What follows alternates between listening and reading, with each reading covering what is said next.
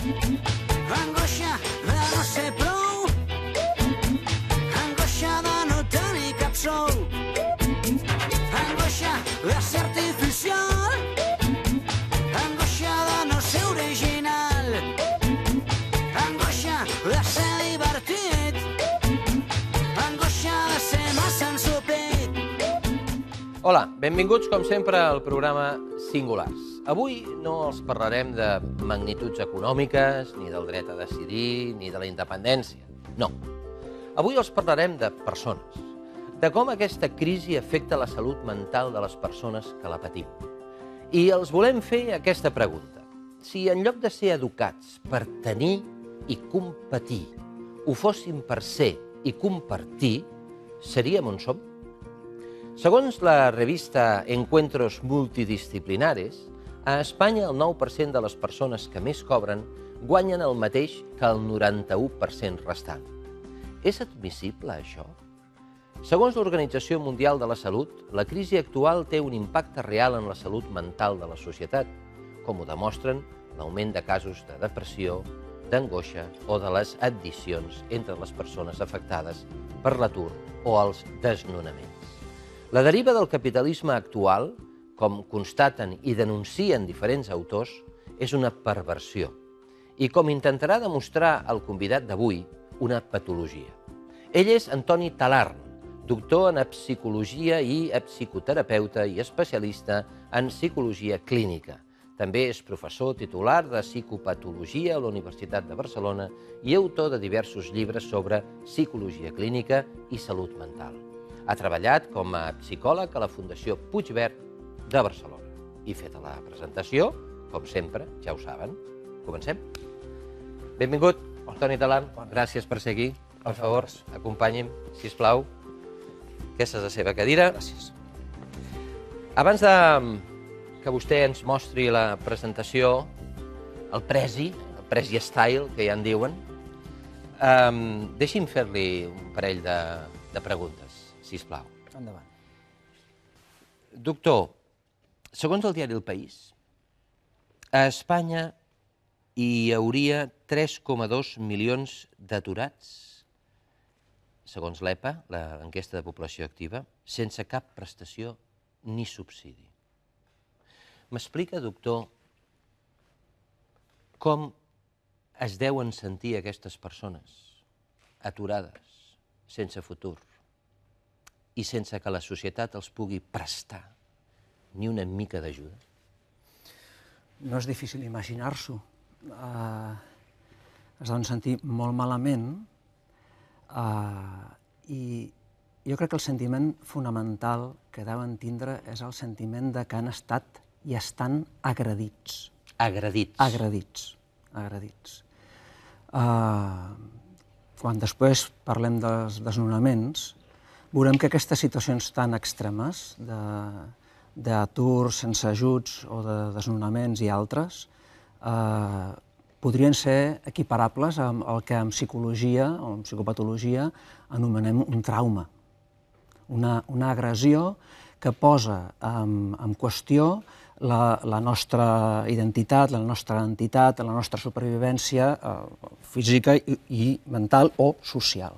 Aleshores, molt probablement es senten molt agredits i això fa que s'experimentin sentiments de diversos tipus, com després podrem parlar. Però em sembla que el quid de la qüestió és que això és una agressió.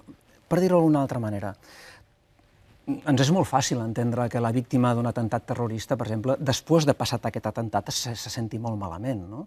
Doncs això és exactament el mateix. Perquè aquestes persones que s'han quedat sense feina o que han estat desnonades, la immensa majoria d'aquestes persones no ha fet res per mereixer aquesta sort. Al contrari, durant molt de temps han estat fent allò que se'ls demanava, que és treballar i col·laborar i pagar les seves hipoteques i estar en la societat. De cop i volta, sense que aquestes persones hagin tingut cap responsabilitat amb allò que ens està passant a nivell global, aquestes persones, les més vulnerables, pateixen aquests efectes. Això no té altre nom que terrorisme econòmic. És una situació d'una violència molt gran i amb la qual les persones probablement senten que tenen molt poca defensa. Per tant, la situació, doncs, en aquest sentit, és dramàtica perquè és una situació de violència, d'agressió i d'una falta de respecte cap a l'altre molt gran. Parlant d'agressió, que se senten agredits, l'any 2012, segons el Col·legi de Registradors, hi va haver un desnonament cada 15 minuts a Espanya. Jo he llegit, i si m'equivoco li demano perdó, que per una persona perdre la casa és quedar-se, entre cometes, despullat al carrer. En tot el que això significa. És així? Probablement, efectivament. Els estudis que tenim sobre... No en tenim gaires, d'estudis dels sentiments i de les emocions que experimenten les persones que han patit un desnonament, però probablement és així, pel que sabem. Pateixen absolutament tots el que nosaltres anomenem trastorn per estrès posttraumàtic, després comentarem amb una mica més de detall. I aleshores, clar, hem d'entendre una cosa, a l'atur, fins i tot amb aquelles persones que estan aturades i durant un temps tenen garantida una prestació substitutòria, és a dir, tenen garantida uns diners, fins i tot aquestes persones estan patint, perquè la feina, per la majoria de la gent, no és només un recurs que obtenim per obtindre diners. La feina és un organitzador psicològic, és un organitzador social. Amb la feina organitzem el nostre temps, també una part de les nostres relacions, organitzem les nostres despeses, part de les nostres ambicions. Aleshores, clar, quan es perd la feina, doncs això se'n va en borris. Si a sobre no tenim la prestació, doncs encara més. I si, a més, perdem la llar, aleshores, què ens queda? Què ens queda? Què ens queda? Doncs això, quedem despullats. Quedem despullats. Això, quan parlem de l'impacte psicològic de la crisi, si em permets, sempre és lògic, anem a pensar en aquelles persones que estan patint més, que són justament els aturats sense prestacions i les persones que pateixen un desnonament. Ara bé, els efectes psicològics de la crisi es deixen sentir amb la immensa majoria de la societat. Encara que no estiguem a l'atur i encara que puguem pagar la nostra llar. Només hi ha un petit sector de la societat que no sent aquests efectes perniciosos de la crisi, que són aquells que els hi va bé. És a dir, quan tu parles amb algú, si li va molt bé, diu que les coses van bé, que el sistema funciona. Ara, si parles amb la immensa majoria de la gent, et diu aquest sistema no funciona. És un ordre econòmic que provoca desordre social. Doctor, i la consciència d'aquells que vostè deia que tots els va bé, on és quan veuen que hi ha gent que es capbussa en els contenidors d'escombraries? Doncs la consciència d'aquestes persones i d'aquells que prenen les decisions perquè això passi està en relació amb la sensibilitat social.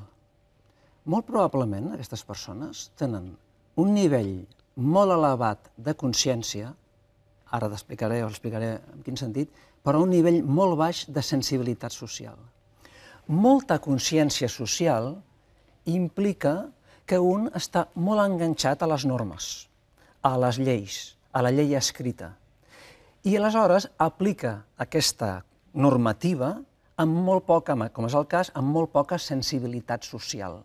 I això és el que permet que hi hagin situacions que són absolutament legals, però des d'un punt de vista humà molt poc legítimes. Molta consciència, molta rigidesa, molta norma i molt poca sensibilitat. Aquesta combinació de molta consciència, de ser molt estricte però molt poc sensible, dona lloc a actituds que són feixistes, per dir-ho d'alguna manera. Molt poca consciència i molt poca sensibilitat dona actituds psicopàtiques. Jo faig el que vull, no m'enganxo res, però molta consciència, en aquest sentit de la normativa, i molt poca sensibilitat dona lloc a aquestes situacions. Doctor, vostè ens ha fet una presentació que vostè mateix ha titulat La deriva del capitalisme i la salut mental. Ens l'explica, sisplau? I tant. Endavant, per favor. La pantalla, i aquí té el comandament, i vostè mana. Molt bé. El que no entengui, jo li pregunto. Molt bé. Doncs, Continuem parlant una mica de l'impacte de la crisi econòmica amb la salut mental. Abans li deia, tota la societat una gran part de la societat està afectada, i dintre podem distingir els efectes col·lectius dels efectes personals. Nosaltres parlarem molt dels efectes personals, però voldria fer esment als efectes col·lectius. Els efectes col·lectius d'aquest impacte, d'aquesta crisi, es podríem dividir en dues sèries. La sèrie internalitzant i la sèrie externalitzant. Què vull dir? La sèrie internalitzant són aquells sentiments que tenen a veure amb la culpa, amb la por, amb la depressió, amb és responsabilitat meva el que m'està passant, amb un sentiment que no puc fer res, allò que comentàvem abans. Aquesta és una sèrie de sentiments que es veuen en algunes persones. Afortunadament, i a mesura que la crisi l'anem entenent una mica més i en podem parlar una mica més i la gent comencem a tindre les idees una mica més clares, apareixen els sentiments col·lectius externalitzants.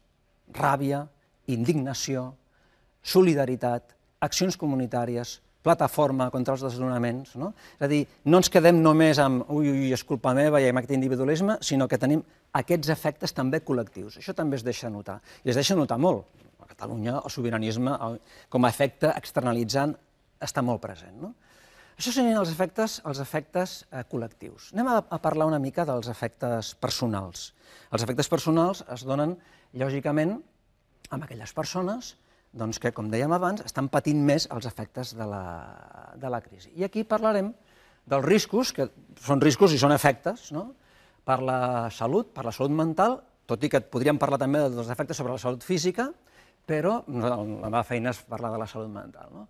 Bé, doncs, el primer estudi que els porto és un estudi publicat a l'European Journal of Public Health, molt recent, que parla de l'increment del percentatge de consultes i de diagnòstics que s'ha observat amb atenció primària abans i després de la crisi. Abans amb color verd, després de la crisi amb color més fosc. És un estudi molt potent, perquè tracta amb més de 13.000 pacients, 3.200 metges i les 17 autonomies de l'estat espanyol. I les xifres em sembla que són ben clares. Un increment del 19,4% del diagnòstic de depressions, 11% d'increment amb la distímia, que és una depressió d'un altre estil, però és de la sèrie depressiva, un 19% amb el que nosaltres anomenem trastorn d'ansietat generalitzada, nervis, inquietud, malestar, un 7,3% amb els trastorns d'expressió corporal, és a dir, quan nosaltres sentim una emoció, a vegades aquesta emoció ens produeix mal de cap, ens produeix mal de panxa, ens produeix suor, ens produeix inquietud, ens produeix que no... Doncs trastorns d'expressió corporal, 7,3%, atacs de pànic, crisis d'angoixa, 6%, i abús de l'alcohol, un 5%. La conclusió és claríssima. Abans de la crisi els índexs eren importants, perquè sempre són importants de patiment mental, però després de la crisi han augmentat d'una manera molt considerable. S'agreuja i molt, no? S'agreuja i molt. I aquest és un estudi inqüestionable perquè treballa amb una mostra realment extraordinària. Home, 3.200 metges, 17 autonomies i 13.860 casos. Casos, sí, seguits abans i després de la crisi. Per això és un article que s'ha publicat en una revista de molt de prestigi. Passem a veure el que succeeix a Catalunya. El que succeeix a Catalunya, aquestes dades són, hem d'agrair aquestes dades al doctor Josep Moià i a l'Observatori de Salut Mental i Comunitària de Catalunya. És un estudi més modest, més humil a nivell de mostra, però molt ben treballat a nivell qualitatiu, i ens diu que el percentatge està fet amb 88 professionals i unes quantes comarques catalanes, ens diu que el percentatge d'augment de consultes i diagnòstics són 11% anhedònia i apatia. Anhedònia és una sensació terrible que és res del que m'agradava ara em fa el pes, em fa patxoca, res m'interessa. Té a veure amb la sèrie depressiva. Res del que m'agradava ara em fa il·lusió. 11%. Ideació suïcida, després parlarem abastament del suïcidi, 15%. Deteriorament, no dels vincles i de la... Perdoni, això és el percentatge que ha augmentat, igual que l'anterior. Igual que l'anterior, abans i després de la crisi, aquesta vegada és aquest percentatge que detecten els professionals. 15% d'idea de suïcidi. D'ideació suïcida. A Catalunya. A Catalunya, 15%. Deteriorament familiar, tensions familiars, dificultats dintre la família, 12%.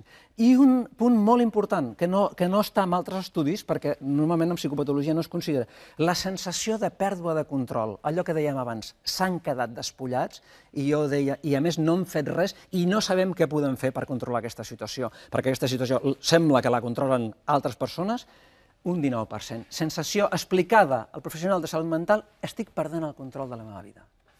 Això seria equiparable a un sentiment d'indefensió? Sí. Faci el que faci, Exactament. faci el que faci, jo no tinc el control, Exactament. i em faran el que vulguin? I tinc poca capacitat de resposta. No sé si tothom coneix el sentiment, la idea d'indefensió, no? No sé si valdria la pena explicar-la, no? Digui. La indefensió, quan es va començar a parlar d'aquest concepte, es treballava en un laboratori on es posava un animal en un espai on, quan se'l castigava d'alguna manera, l'animal podia saltar a l'altre espai. Aquest animal ràpidament aprenia que movent-se evitava el càstig. Si li tancaves la porta i l'animal no podia sortir d'allà, al principi es desesperava, després que li passava es quedava quiet i acceptava el càstig passivament. Indefensió apresa. He après que no puc fer res per defensar-me. Podria tindre que veure amb això. 19%, 19% d'increment. Irritabilitat, 8%, simptomatologia depressiva inespecífica, 11%, i simptomatologia d'ansietat, que tindria que veure amb allò que comentàvem abans del malestar, les preocupacions, un 10%. Els riscos de la situació a Catalunya. Vull dir que passa el mateix que la resta de l'Estat. Doctor, permeti'm, m'ha de mirar una mica més a mi, si no et dona l'esquena a l'audiència. D'acord, perdó. No demani perdó, és senzillament els condicionaments del mitjà, d'acord? D'acord. Endavant, per favor. Bé, parlàvem abans dels desnonaments, i jo deia que els desnonaments són una situació en la que és un trauma, no? I aquest és un estudi publicat, fet públic per Ramis i altres autors que tenen a veure amb SADE, amb la col·laboració de Càritas, i han treballat amb una mostra molt petita, però molt ben estudiada. Han trobat coses curioses. Per exemple, totes les persones que pateixen un desnonament expliquen que viuen no pas com una ajuda tot allò que és públic. Ho viuen com un obstacle. L'INEM, la sanitat, l'Ajuntament, ho viuen com un obstacle. No ho troben eficaç, no ho troben d'ajuda, mentre que sí troben com una ajuda tot el que són els sistemes comunitaris de suport. És a dir, les plataformes. Exacte. Però no les institucions, diguéssim, públiques que ens haurien de protegir d'alguna manera, no? Ja que nosaltres som el seu sostén. I a més també hem trobat... És curiós, eh? Molt curiós, sí. És curiós que les persones que pateixen un desnonament posen creu i ratlla a les institucions públiques, que teòricament són per defensar-nos, i en canvi se'n vagin a trucar a la porta als que veritablement els ajuden, que són les plataformes. I no oblidem que les institucions públiques viuen del públic, és a dir, tots nosaltres, no? Sí. Bé, doncs aquestes persones que han patit el desnonament, a més experimenten els símptomes del que nosaltres anomenem trastorn per estrès posttraumàtic. Reaccions de por i d'impotència davant d'altres coses, i una cosa molt important i que és molt fàcil d'entendre l'angoixant que pot ser. Es tenen problemes per dormir i es reviu la situació del desnonament. És a dir, se'n van a dormir i somien o s'imaginen o de cop es veuen immersos en aquella situació on l'agència judicial, la Guàrdia Urbana, els Mossos d'Esquadra, la Policia Nacional es presenta a casa, tienen que salir d'aquí, llévenselo todo, etc. Aquells moments ho reviuen. Sensació d'allunyament emocional, de que sí, tinc una família que m'estima, però estic com una mica com si m'hagués convertit en un suro. Problemes de salut diversos, estem parlant de la salut mental, però també n'hi ha de salut física, i canvi d'hàbits i rutines. És a dir, pateixen els símptomes del que anomenem trastorn per estrès posttraumàtic. Aquesta agressió és viscuda com un trauma i deixa seqüeles psicològiques que són difícils, que en molts casos es cronifiquen, fins i tot encara que hagi passat la situació. Parlem de suïcidi? Quan parlem de suïcidi hem de ser prudents, perquè les dades de suïcidi tenen moltes particularitats. Les dades de suïcidi abarquen a tota la població, no ens expliquen els motius, no ens expliquen tampoc els intents de suïcidi, que probablement són molts més que el nombre de suïcidis, i quan parlem de l'atur ens passa el mateix. Les dades de l'atur són oficials, varien segons si són de l'EPA o de l'INEM, però fetes aquestes puntualitzacions, què tenim? Suïcidi i atur. Doncs Us he portat unes gràfiques que penso que són realment il·lustratives del que està passant i del paper que juguen aquí les institucions públiques. Són les gràfiques del que va passar... Pot entrar-hi més, Sí, és la gràfica del que va passar a Espanya entre el 1980 i el 2005. Després portarem dades més actuals. Però què va passar a Espanya a la crisi dels 90 entre aquestes dates? La línia groga és la de suïcidis masculins i la línia verda la taxa d'atur. Què observem a un primer cop d'ull, i que es confirma estadísticament? Que hi ha una correlació positiva. És a dir, la taronja, La taronja és suïcidis masculins i la verda atur. I la verda és atur. És a dir, a Espanya, durant aquests anys, mentre l'atur anava pujant o una mica baixant, el suïcidi establia una correlació positiva. A més atur, més suïcidi. Més atur, més suïcidi. Quan l'atur va començar a baixar, el suïcidi, poc o molt, va baixar. Sí. D'acord? Correlació positiva. D'acord. Què va passar en aquests mateixos anys a un país notablement diferent com és Suècia? Taxa d'atur, color rosa. Taxa de suïcidis masculins, color marró. La correlació és negativa. Malgrat a Suècia van tindre una crisi bancària molt important, també producte de la bombolla immobiliària i de més. Als anys 90, l'atur es va incrementar notablement, no tant com a Espanya, naturalment, però notablement, mentre que el suïcidi establia una tendència a disminuir constant, malgrat el notabilíssim increment de l'atur. I per què? Per què? Doncs el perquè l'estudi que va publicar això és un estudi publicat a la revista Lancet, vull dir que poca broma, diu que l'única variable, després de fer tota la neteja estadística que hi ha, és la quantitat de despesa que es fa amb protecció al mercat laboral i protecció a la gent que està aturada per persona. Suècia, $362 per persona i any.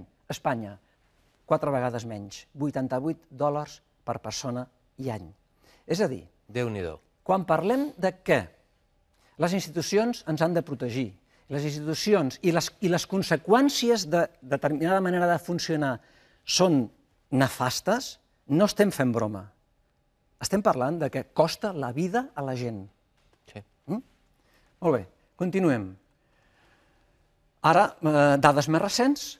Suïcidi a Espanya entre el 2005 i el 2011. No he estat capaç de trobar les dades del 2012, probablement encara no estan publicades. En els primers anys de la crisi, un increment 2007 i 2008-2009, un increment molt notable de la taxa de suïcidi. Això és una taxa general, a Espanya. Veiem que aquí hi ha un decrement. Ara en parlarem d'aquest decrement. Tampoc entenc l'augment aquest, aquí, del 2008, perquè, de fet, a Espanya el 2008 encara no va ser el fort. Però era l'inici i va haver-hi un canvi molt important amb les taxes d'atur. El primer gran canvi amb les taxes d'atur es va produir en aquesta època.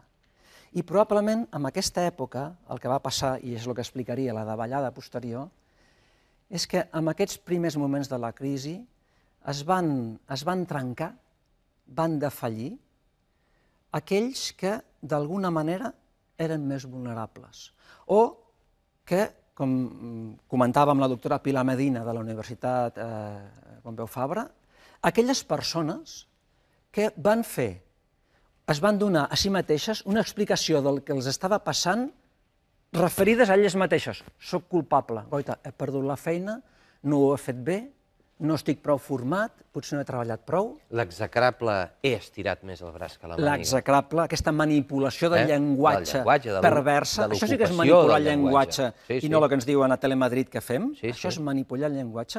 I vols que te n'expliqui una altra de manipulació del llenguatge? La gent no perd la feina.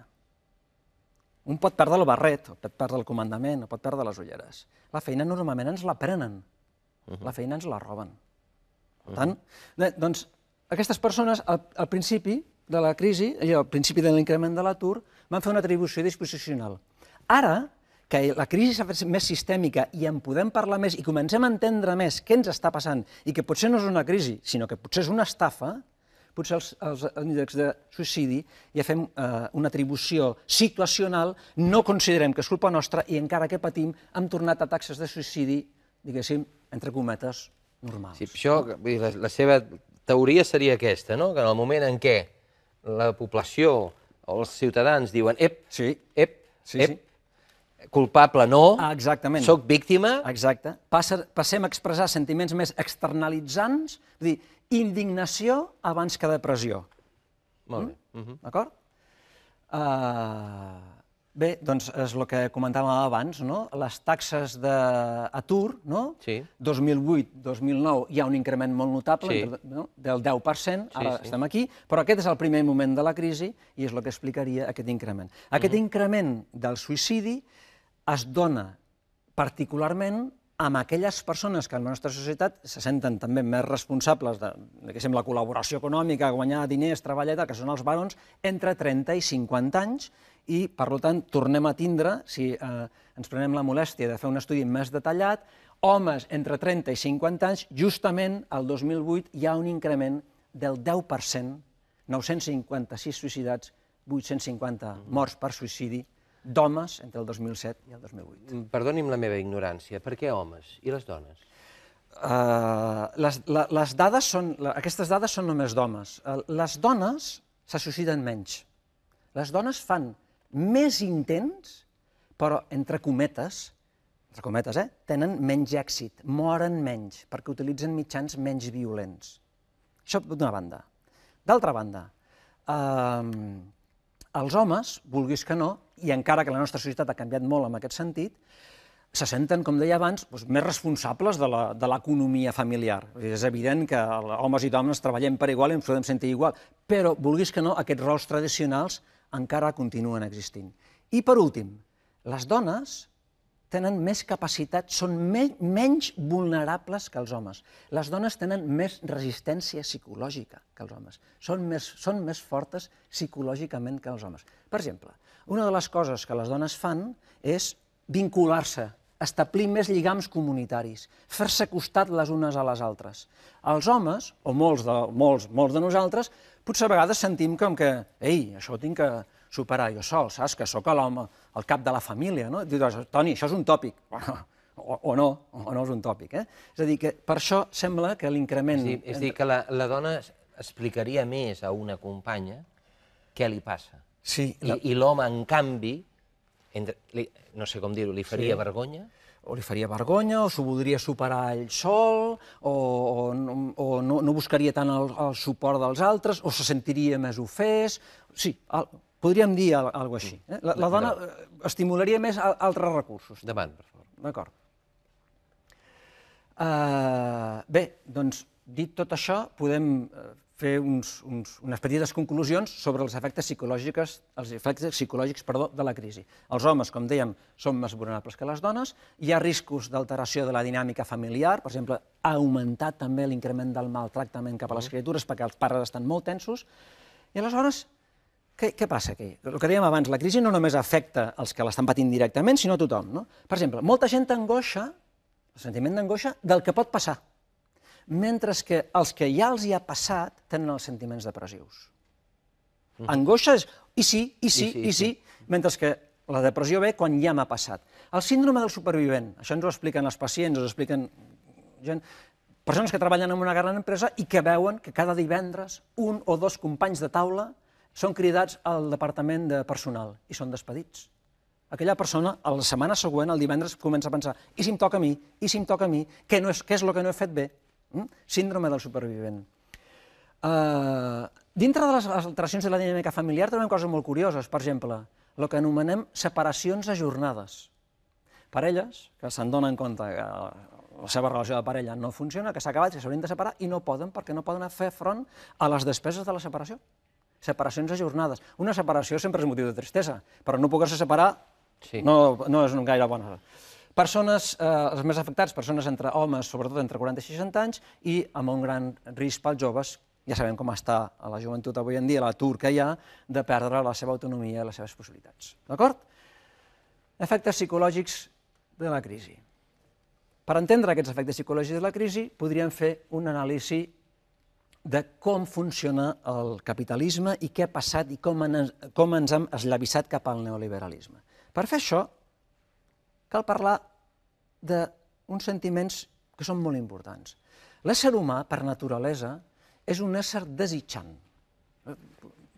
Posaré una analogia per entendre'ns.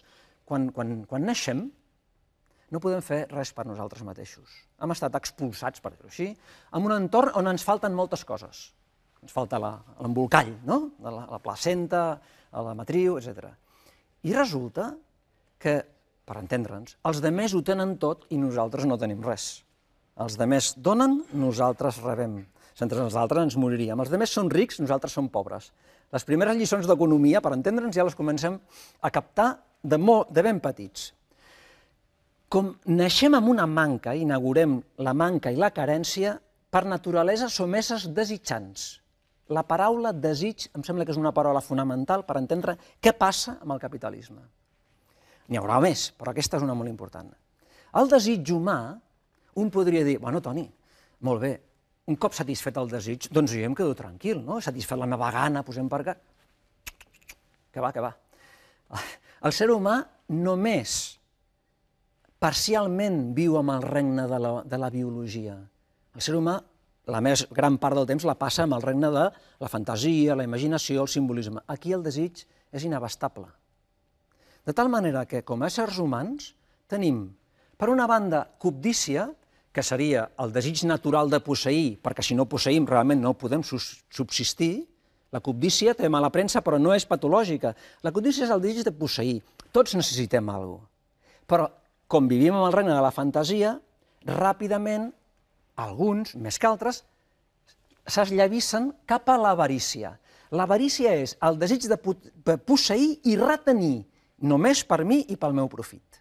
Em sembla que el capitalisme ha captat molt bé l'essència desitjant de l'ésser humà i el que ens està passant, d'alguna manera, podríem dir, resumidament i adelantant, el que ens està passant és producte de l'avarícia desfermada d'un sector de la humanitat, d'aquest sector. Seguim? Seguim. El que deia, el capitalisme capta molt bé... L'avarícia desfermada per un sector. L'avarícia...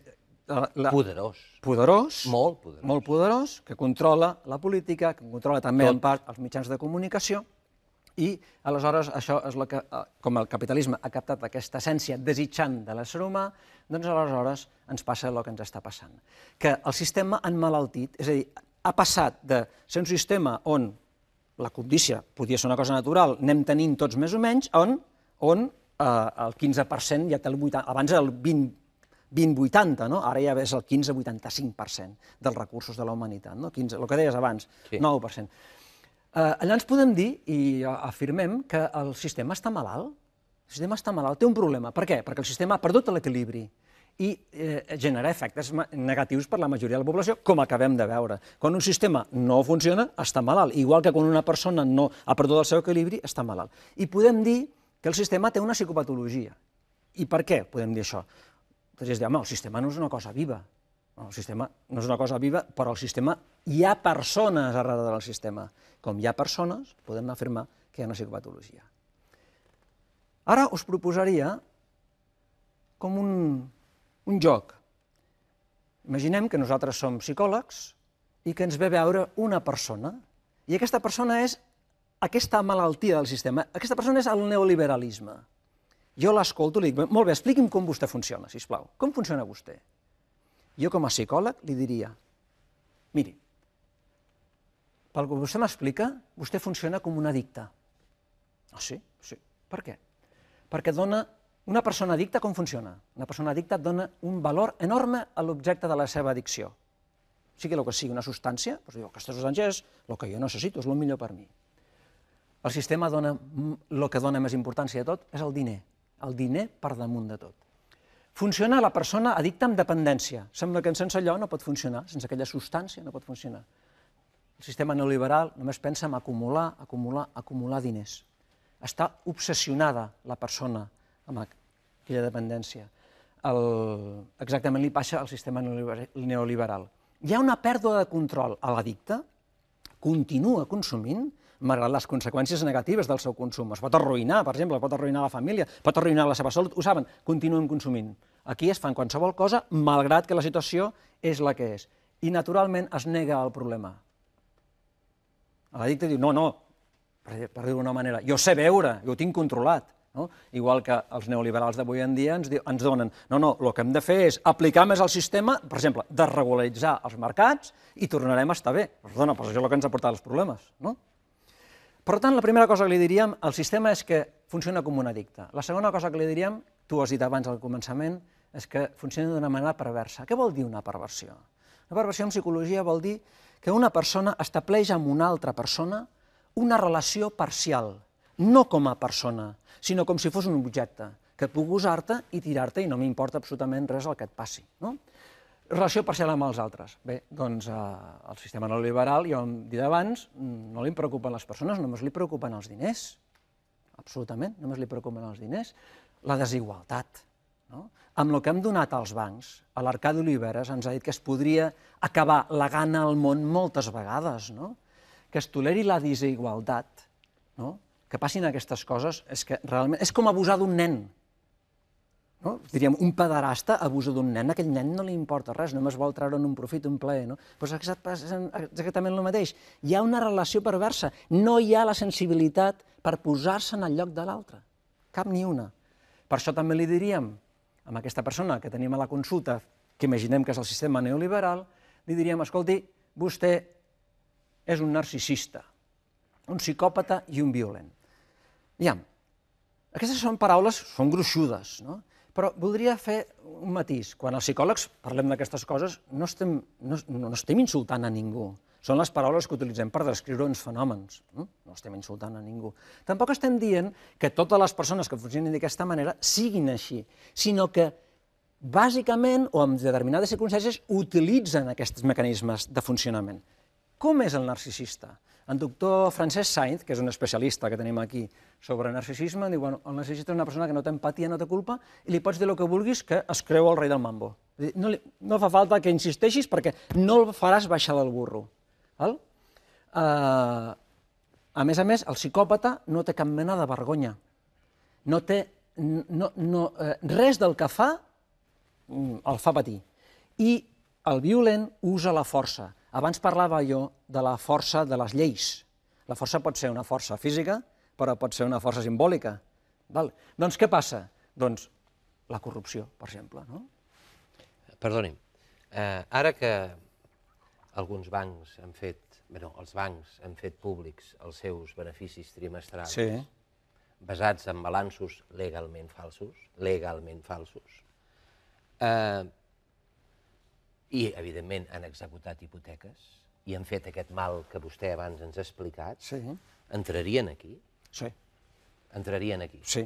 Això no vol dir... És a dir, ells són ofenosos dels seus beneficis, però, en canvi, no sentirien empatia ni culpa per tota aquesta gent que ara està despullada al carrer. Exactament. És així? Si la sentissin, no podrien fer el que fan, no podrien deixar, perquè s'identificarien amb l'altre. Si jo m'identifico amb l'altre i puc arribar a imaginar el que l'altre està patint pel que jo he fet, aleshores, per exemple, ja no el puc torturar, per entendre'ns, no? Bé, doncs salvant les distàncies, això és exactament el mateix. No m'identifico amb l'altre, no entenc que l'altre és com jo, que si al punxo també li surt sang. No, el punxo i que s'espavilarà, perquè a mi el que m'interessa és quadrar el meu balanç i després portar-me una part d'aquests balanç a un paraís fiscal, posem per cas, no? O anar-me'n amb una jubilació de 88 milions d'euros. Saps de qui parlo, no? Sí. 88 més una assegurança d'11, és a dir, de 100 milions. D'acord. I vostè també ficaria aquí els polítics que no volen legislar a favor d'una llei de la segona oportunitat? Ja no dic de dació, dic de segona oportunitat. Evidentment. Evidentment que els posaria aquí. I insisteixo, no estic dient vostè és un psicòpata, no, estic dient que funcionen amb trets d'això. Després, potser a casa seva són persones excel·lents, però fan una separació amb la seva ment, fan una dissociació. Amb una mà fan una cosa i amb l'altra fan una altra.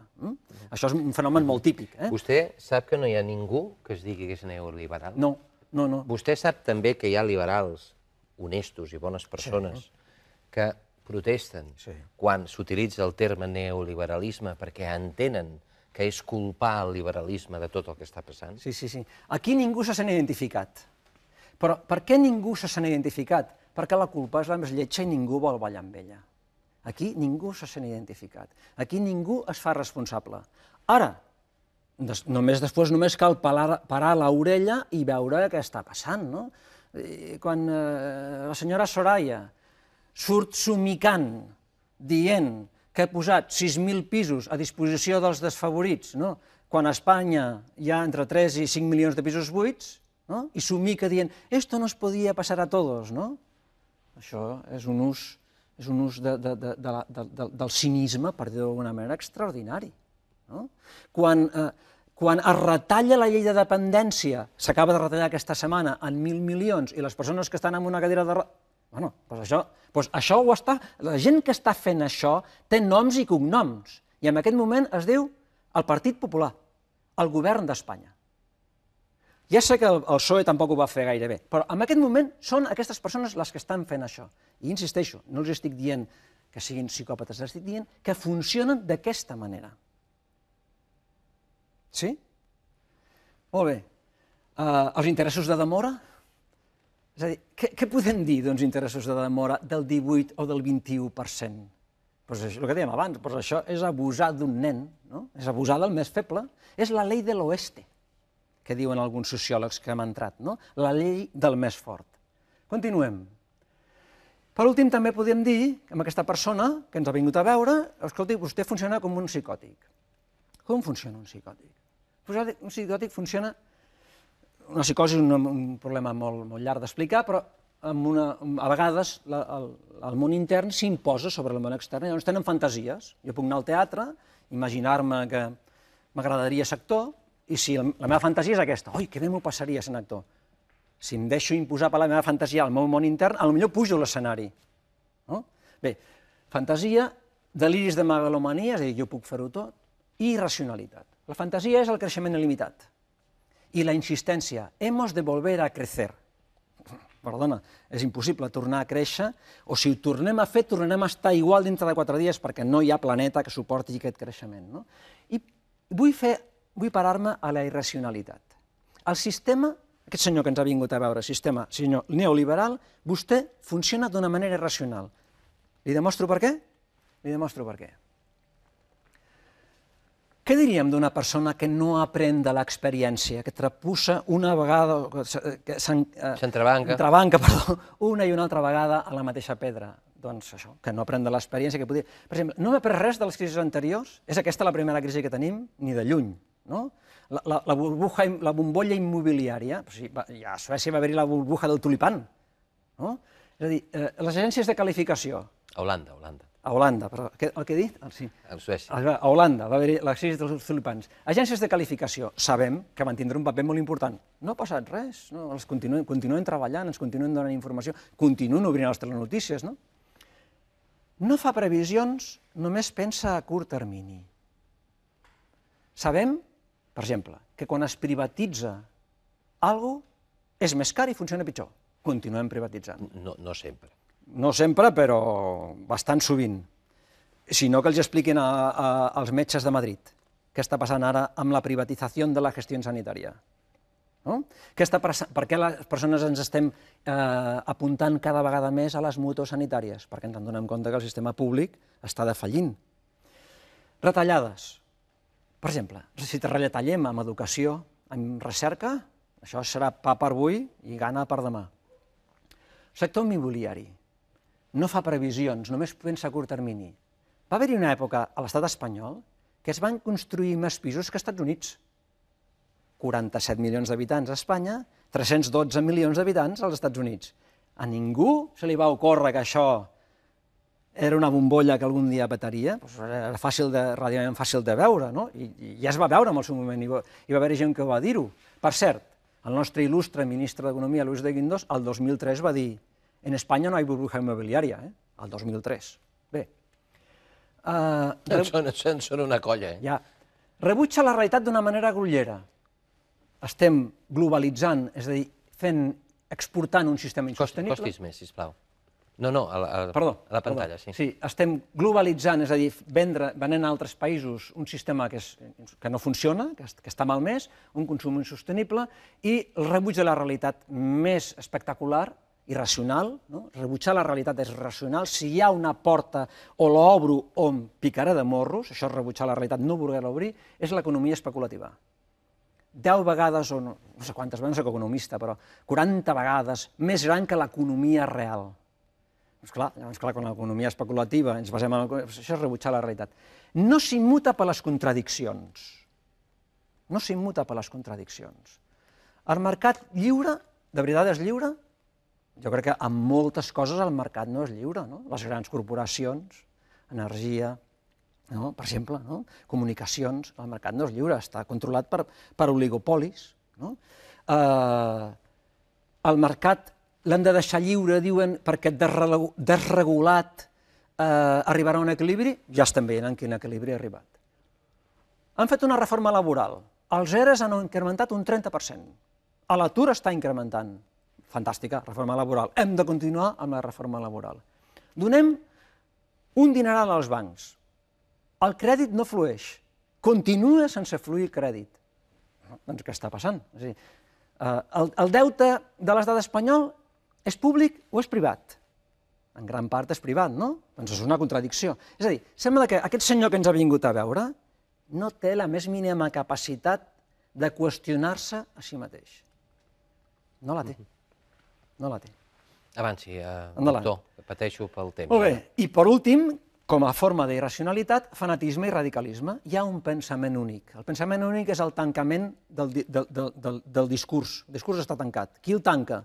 El tanquen els polítics i els mitjans de comunicació que estan al servei dels polítics. I per això molta gent, parles amb molta gent i diu sí, Toni, però és que no hi ha alternativa. Com que no hi ha alternativa? Només cal informar-se una mica. En el llibre del Juan Torres i el Vicenç Navarro hi ha 115 mesures per sortir de la crisi. Tu vols generar llocs de treball? Doncs Arcadi Oliveres ho diu a bastament. Treballem en més de 40-35 hores. Quants milions de llocs de treball generaríem automàticament? I no passaria res, podríem viure igual. No hi ha alternatives, pensament únic. Chomsky diu, som un ramat desorientat. La societat som un ramat desorientat. Aquest és el pitjor, jo crec que dels pitjors elements del sistema, d'aquest senyor que ens ha vingut a veure, el sistema neoliberal, que ens ha fet creure molts, durant molt de temps, que no hi havia alternativa, quan això no és veritat. Això és una mentira. Sí que hi ha alternatives en aquesta manera de funcionar. Conclusió. El sistema no funciona. Aquest senyor que ens ha vingut a veure té un problema. Provoca desequilibris, la majoria està patint. Per què no funciona? Per lo que dèiem abans. El sistema s'ha corromput. El sistema no va bé. S'ha caigut amb l'avarícia. I quan ens diuen, en la crisi hemos participado todos, és responsabilitat de tot, el que dèiem abans, hem estirat el bàsquet a la màniga. Un moment. Hi ha gent que no té cap possibilitat d'intervindre aquí. Les classes més desfavorides i la classe mitjana més mitjana no té possibilitats. Aquestes persones no ens han dedicat a especular. Són altres els que han fet això. El sistema s'ha corromput. Què vol dir que el sistema s'ha corromput? Doncs que ha utilitzat mitjans deshonestos per satisfer la seva avarícia. Deshonestetat, il·legalitat, mentides, opacitat, trampa, cinisme. Endavant. Quan parlem de la corrupció, i en general quan estem parlant de tots aquests temes, també hem de poder fer algun matís. Us posaré un exemple. Jo cada any, quan arribo a la facultat i començo a parlar de la psicopatia, que són aquestes persones sense empatia, que són abusons, que fan de l'altre el que volen, no? Dic, anem a veure, fem un petit joc. Que aixequi la mà, tinc molts alumnes cada any a la classe, que aixequi la mà aquell de nosaltres, i també m'incloc, que mai ha copiat en un examen, que mai s'ha emportat un canvi de més, que mai ha robat res, que mai, no sé, ha mentit a algú, no?